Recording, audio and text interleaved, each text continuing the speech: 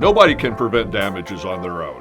In every step of the design, installation, protection, and maintenance of underground utilities, there are people working diligently and innovatively to reduce damages.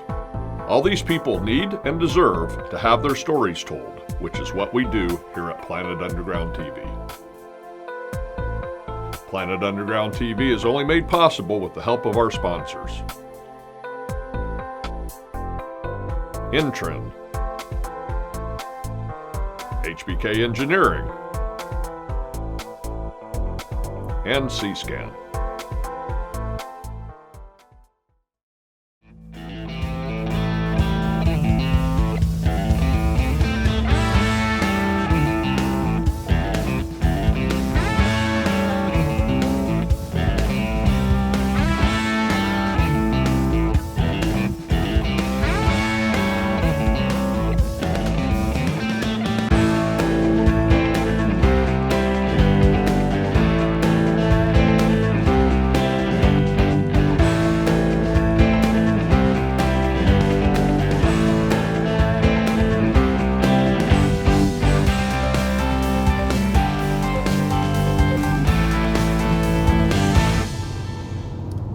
We're on our way to St. Paul, Minnesota, where we're going to interview Frank Mariano.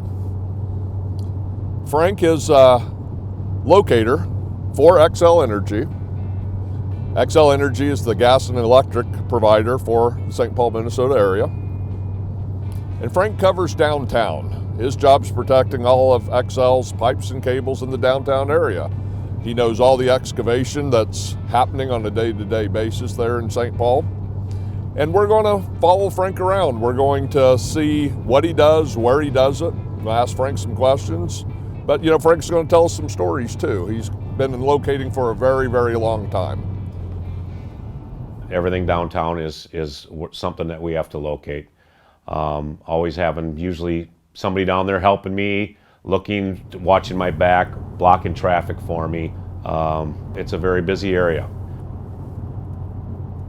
I first met Frank in 1994. We worked for the same contract locating company. And our contract locating company had put together a team of 5 people in August of 1993 to come up to St. Paul to provide locating services. Contract locating had come to St. Paul in 1993 as the result of an explosion that killed 3 people at 3rd and Mariah Streets, a location that's not terribly far from downtown St. Paul where Frank locates today. The explosion caused a widespread panic in the St. Paul area, and the number of one-call tickets in one day increased by 3-fold. The rest of the dig season, tickets remained high as the community remained wary of gas explosions. Here we see what happened when a backhoe hit a gas line on July 22nd, 1993 in St. Paul, Minnesota. 3 people died and 11 were injured. The line had been marked by the gas company, yet somehow that backhoe bucket got too close to it. So locating downtown St. Paul is a different experience than it is locating in a residential neighborhood. You have a lot of responsibility. It's not the easiest area to locate. This kind of saves on our back for lifting the manhole lids. It's done with a magnet.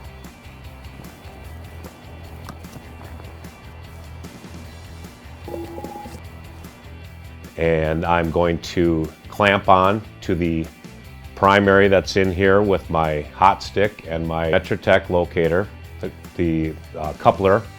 I'm going to clamp on and I'm going to mark the duct banks that are going north and south down Minnesota Street. I have 2 duct banks going both ways.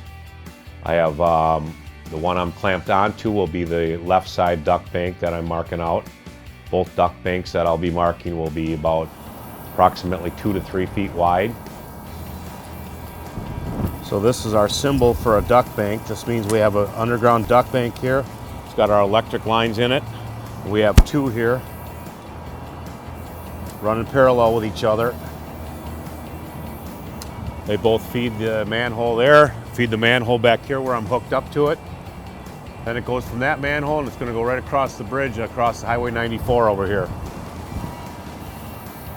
There are end of mains downtown St. Paul quite often.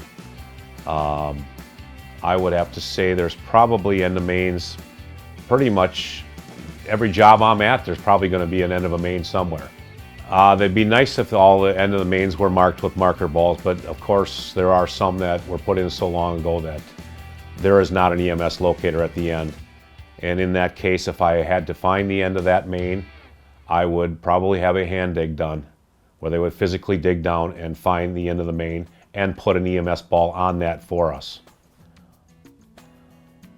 Some of the most effective personal damage prevention doesn't involve instruments or paint or flags.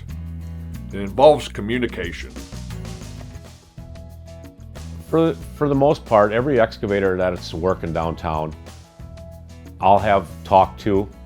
Even if I don't have to, I will call them up and let them know what I'm doing, what I have underground. Let them know that if they are going to be doing something around this as far as a directional drill, that I may have to come back and do a watchdog and to protect our facility.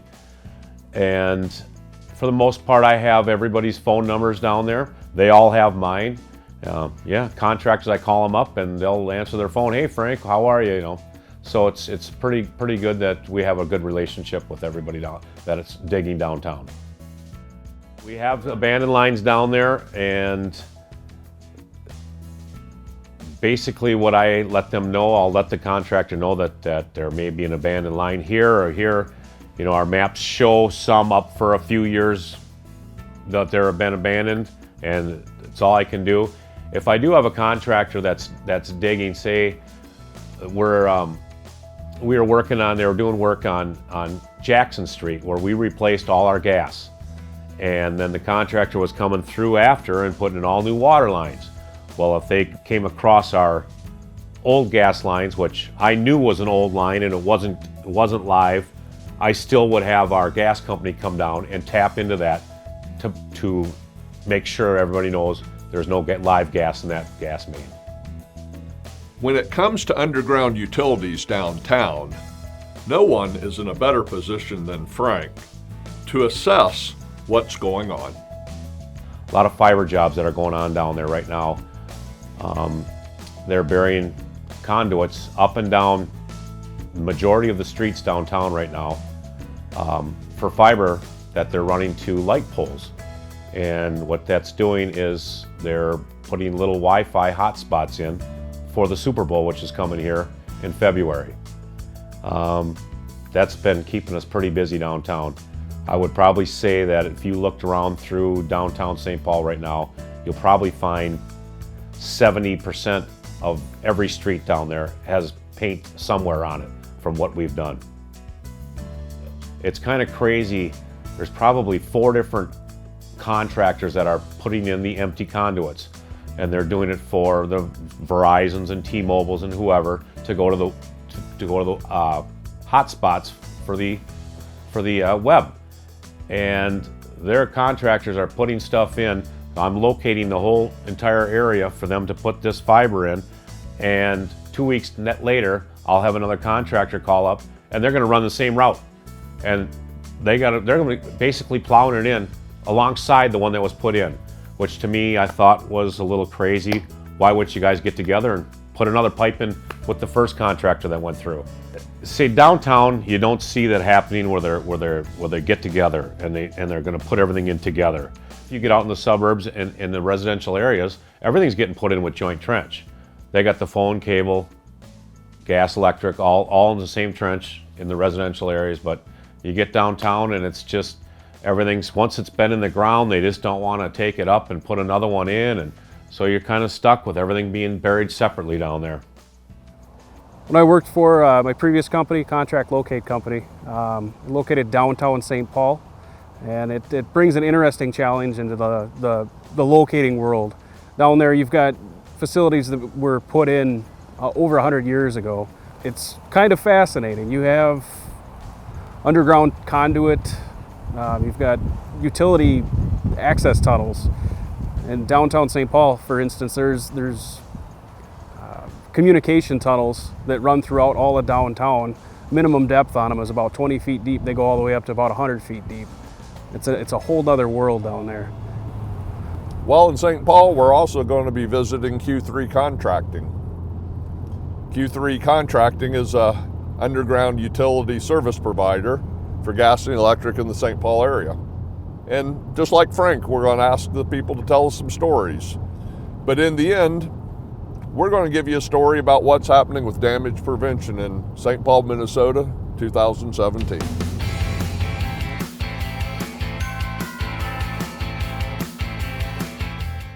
Our unique situation is our contract says, as long as we're digging for that facility owner, that we also do the locating in front of our underground crews.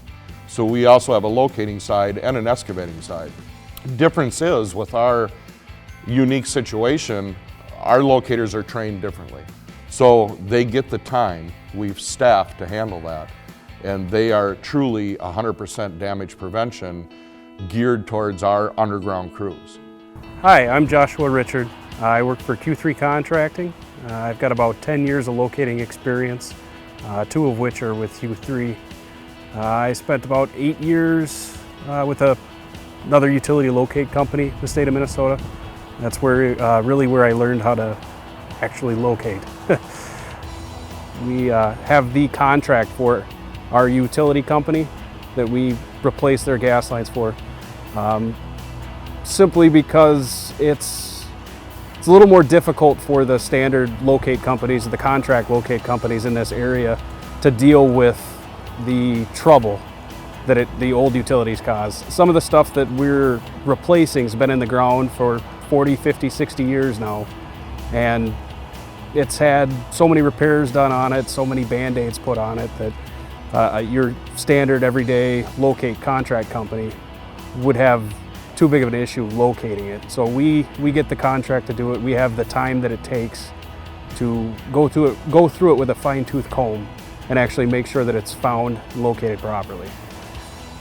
Probably one of our biggest challenges in locating, especially for our gas replacement crews, is the age of the existing utilities. We run a lot of situations where there either wasn't a trace wire put with the plastic main, or there wasn't one put with the plastic service, or the trace wire that they did use was not rated or meant to last in the ground for 50 years.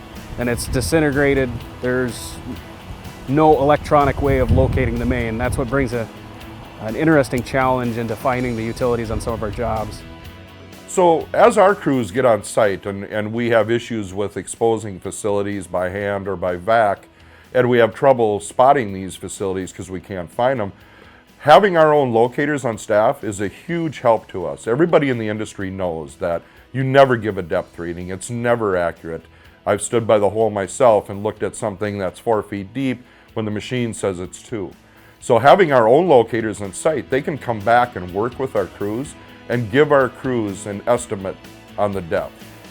If our crew is potholed 4 feet deep and they haven't seen the facility yet, our locators will come back, they'll hook up, they'll put their machine in the hole, and they'll say, okay, you need to go to the right a little bit. I'm reading it 6 inches deeper.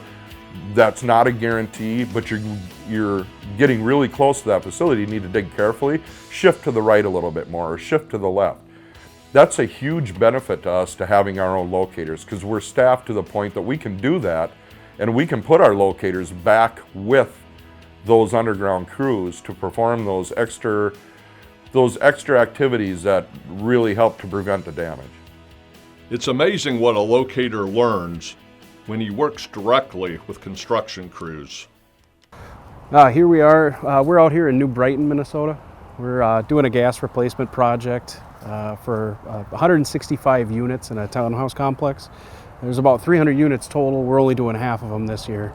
It's kind of an interesting scenario here. We've got a very high density of utilities in here. There's a phone, cable, gas, and electric line to every unit, not including the main lines that cut through to feed the neighborhoods. We haven't done full restoration on it yet, but they have backfilled all the holes. and it's kind of a night and day difference from when we started.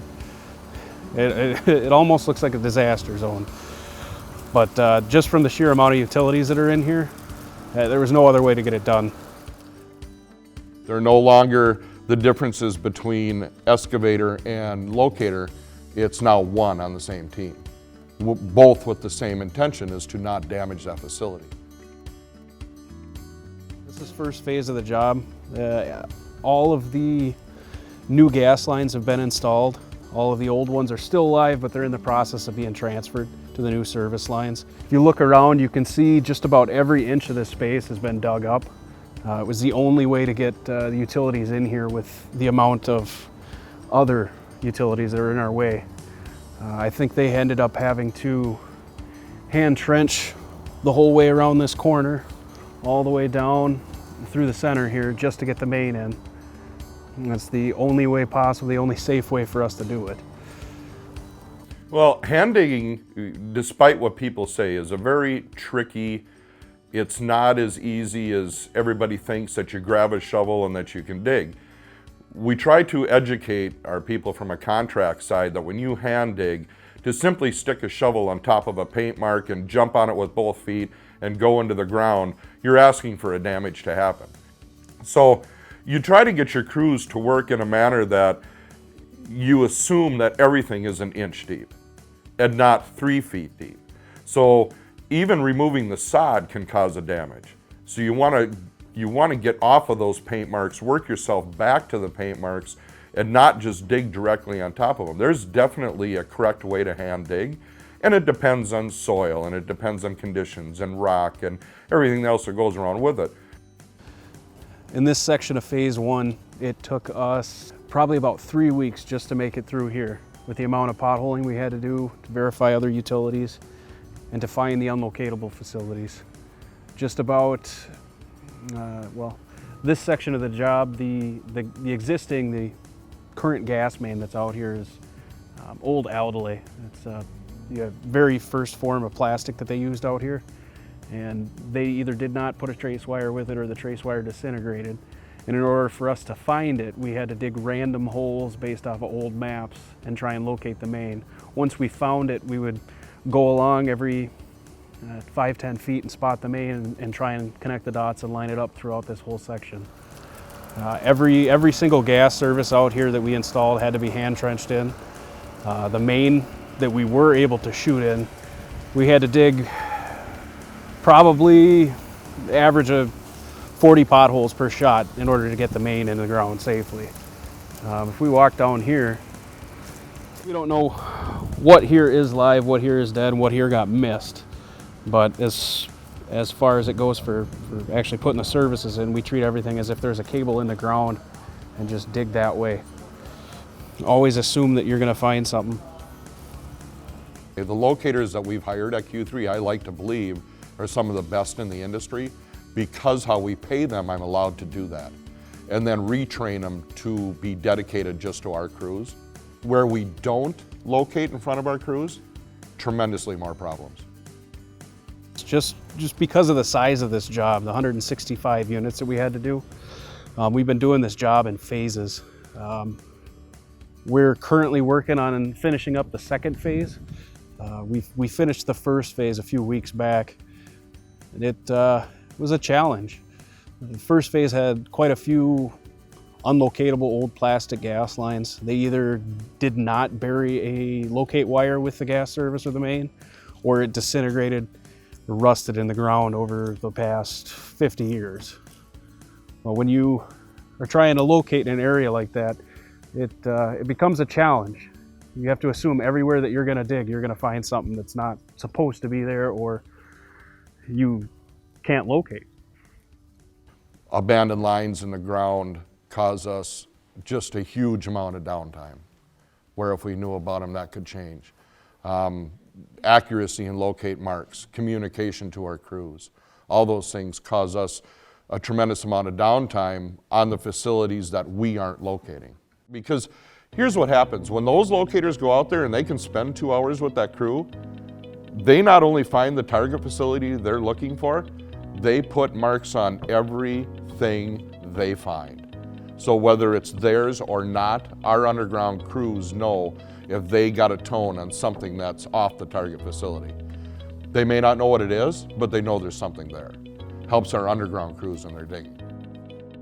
So the information that a construction crew can obtain at the job site when employing a professional locator on the team goes right to the bottom line. Increased safety, increased production, increased profitability. John Moulton spent nearly 20 years on the contract locating side of this business. He knows locating. It's amazing what his knowledge can do for a construction company that puts in underground utilities. You kind of learn through the years that you develop relationships, and you're surprised how those relationships will come into play 10 years later. Our own locators that we have employed for us have relationships with past locators, so we can gain some information from their maps, but not having their maps or the ability to see how it's laid in the ground or what it is truly hinders a company that's looking for those facilities, that has to expose them and cross them. If we had some of that information, that would help us out tremendously, or if they were labeled correctly in the field. So information and communication is huge, and there's a huge lack of that. Okay, we called for locate marks, the locator came out and he did his job. We assume everything is marked correctly, and we just roll off with our backhoe and we start digging. So because at Q3 we have our own locators on staff, and that relationship has grown tremendously between an underground foreman and our own locator. Our own locators know that you can never assume that everything is marked, that everything is correct. That has benefited us tremendously. And I think there's a persona in the world that years ago, as mapping became more prevalent, even on the paper prints, and now it's all in electronic, the people that created the maps said, here's a map, here's what's buried. If it's wrong or it's right, it doesn't really matter. We're just going to show you there's something buried there that belongs to us. I don't think the attention to detail was ever there. I think it's better now, but there's so much of that utility that's still in the ground. And I think at times the design people, and no offense to any of them that are in the mapping world, but I believe they probably get bombarded and they're happy to get it on the map, and it's close enough. It doesn't need the detail that they think it does. Now it's 30 years later, and we're replacing gas lines and things like that let's say are unlocatable, or trace wires are cut and things are gone. The information that was on that map becomes so important to us. Measurements, size, what it's made out of, whether it's steel, whether it's plastic, what kind of plastic, because the plastics have changed. What kind of electric line? Is it concentric neutral? Is it jacketed? All those things become so prevalent to what's buried in the ground and what you're looking for. Every stitch and detail that anybody could put on a map will help in the future 100%. If as a business owner, you could pull up and see every utility that's buried on, let's say, a website, it's utility.com. So I can go to utility.com, type in 345 6th Street, and on my building lot, it shows every utility that's buried here, because everybody has shared that information. Now, from a underground contract standpoint, from a utility standpoint, what a great thing that would be. So if our crew rolls in to bury a new gas service to this building, all of a sudden our foremen have have access to the internet. They can pull up this same building and look and say, okay, we've called Diggers Hotline in Wisconsin. They came out, they marked everything. Here's what I show on the map is buried here. And now I'm looking at the lot, and it shows that there's a fiber optic line running on the back lot line that we can't see, that isn't marked here. So whose is that? Let's call and let's get that located. From a damage standpoint, would eliminate just a tremendous amount. We actually had this problem not so long ago. Our locate ticket was correct, our streets were correct, the parameter that got called in didn't include the fiber line. We damaged the fiber line because it was not marked. We have a shortfall at Q3, and it was a fiber damage that caused me to realize what our shortfall was. So we hit a fiber line. 48 strand fiber wasn't marked. So I personally went on the site. This was about a year ago. I got on the site, and foreman on site, 20-year foreman, veteran in the industry. Crew pretty well trained. Foreman does not have damages, steady, does a good job. So when I looked at where he had the fiber cut in the hole, and he said, I don't understand where it comes from. I said, well, it comes down this pole over here, it goes over here. And he said, it goes in that pad. I said, no, that's coax pad. It goes down further into a hand hole. And I said, where's everything else that comes down? Here's three-phase, here's this, and we're figuring it all out. And he looked at me and he said, how do you know that? And I said, well, it's fiber on the pole. That's what that is. I know that because I've dealt with it for years. He said, I don't know that. And then his crew, once he started, his crew looked at me and he said, John, why don't you guys teach us this? I don't know that's a coax pad. I assumed the fiber went in there. So truly, I drove away from that site thinking to myself, we have to do a better job. This is a 20-year foreman in the field that's installed gas for 20 years, but did not understand everything he was looking at in the field. Our locators understand it all day long. We now have a process in place to train our foremen and train our underground crews by the locators how to identify these things. Things have changed in the field over time. Now, that's an excavator for 20 years in the business. If you were a local contractor and you were digging, how would you know? How would you know that's fiber coming down that pole?